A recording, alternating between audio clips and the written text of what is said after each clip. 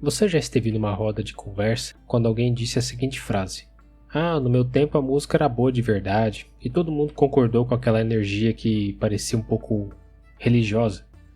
É engraçado, a pessoa que falou isso provavelmente também viveu nos anos 90 ou nos anos 2000 com dor de dente, prova de matemática, briga com os pais, mas na memória tudo era perfeito, tudo era muito melhor.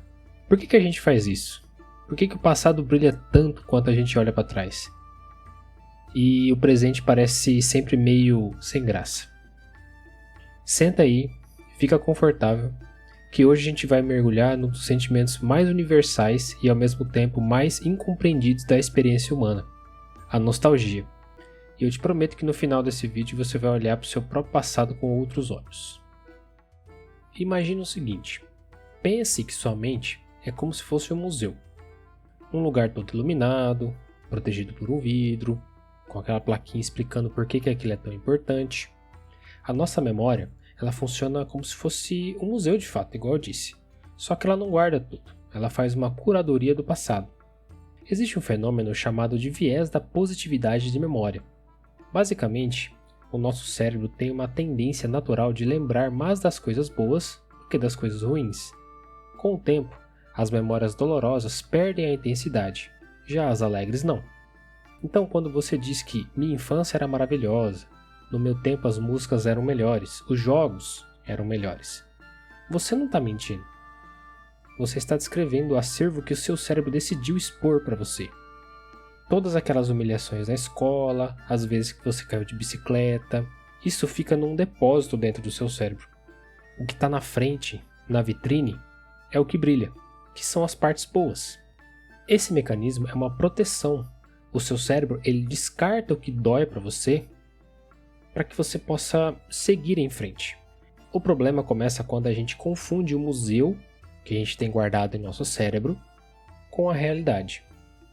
A palavra nostalgia foi inventada em 1688 por um médico suíço que criou para descrever uma doença não metafórica, e sim literalmente um diagnóstico que era aplicado a soldados que ficavam tão perturbados de saudade de casa que adoeciam fisicamente. Nostalgia vem da junção das palavras nostos, que significa retorno, e algos, que significava dor. Nostalgia, etimologicamente, é a dor do retorno, a dor de querer voltar. Mas aqui tem um paradoxo.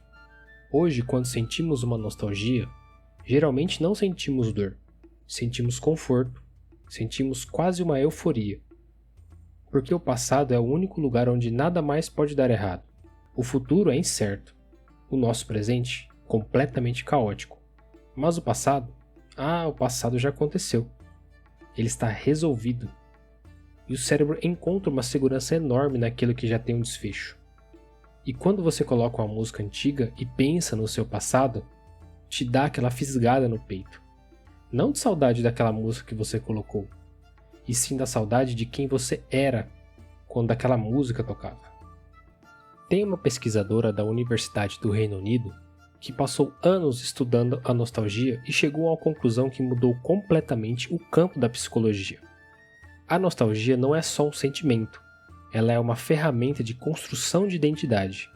Quando você lembra do passado com afeto, você está conectando quem você era com quem você é hoje. Você está criando uma narrativa, uma linha do tempo que dá sentido à sua existência. É por isso que a nostalgia costuma aparecer em momentos de transição. Quando a gente muda de cidade, termina um relacionamento, passa dos 20 para os 30 anos, dos 30 para os 40. A mente naturalmente vai buscar âncoras no passado para lembrar: eu sou alguém, eu tenho uma história. Estudos mostram que pessoas que sentem uma nostalgia regularmente relatam maior senso de pertencimento, mais propósito de vida e menos ansiedade existencial. A nostalgia, quando usada de maneira adequada, é quase um antidepressivo natural. É por isso que quando alguém fala "no meu tempo era melhor", aquela energia que vem junto não é só uma pessoa sendo caipira ou tendo uma resistência a algo novo. É a pessoa reafirmando quem ela é, dizendo: eu existi, eu fui parte de algo. Mas aí vem uma pergunta incômoda: e quando a nostalgia para de nos ancorar e começa a nos prender?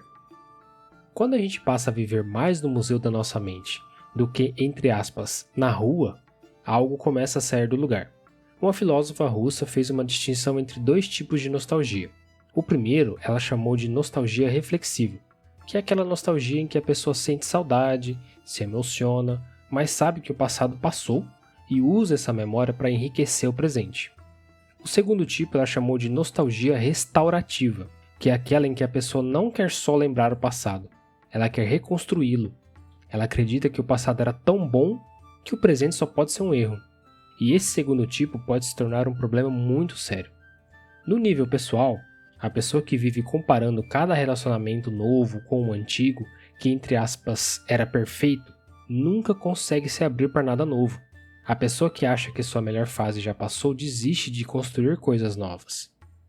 No nível coletivo, movimentos políticos inteiros são construídos sobre a promessa de voltar ao que era bom antes. E essa promessa ela é muito sedutora, exatamente porque aciona o mesmo mecanismo cerebral da nostalgia individual, que é aquela sensação de segurança, de identidade, de pertencimento. Só que o passado coletivo que é lembrado também passou pela curadoria, também ficou no museu da nossa mente somente o que brilha. E fora do acervo ficou muita coisa que a gente prefere não ver. A nostalgia existe porque o cérebro guarda o passado de forma seletiva, e isso nos dá conforto, porque o passado é o único lugar onde nada mais pode mudar para pior. E quando sentimos essa saudade com entusiasmo, estamos fazendo algo profundo. Estamos afirmando nossa identidade, dizendo que existimos, que pertencemos a uma história. Isso é completamente humano, mas a nostalgia que nos âncora é diferente da nostalgia que nos paralisa. Uma olha para o passado para lembrar de onde veio, a outra olha para o passado e esquece de seguir. Então, da próxima vez que você sentir aquela fisgada no peito daquela música, daquele cheiro, daquela lembrança que vem de repente, não tente escapar dela. Sinta, deixe ela te lembrar de quem você foi. E depois, bem devagar, traga esse carinho todo de volta para o presente. Porque a melhor versão do seu tempo bom talvez ainda nem tenha acontecido.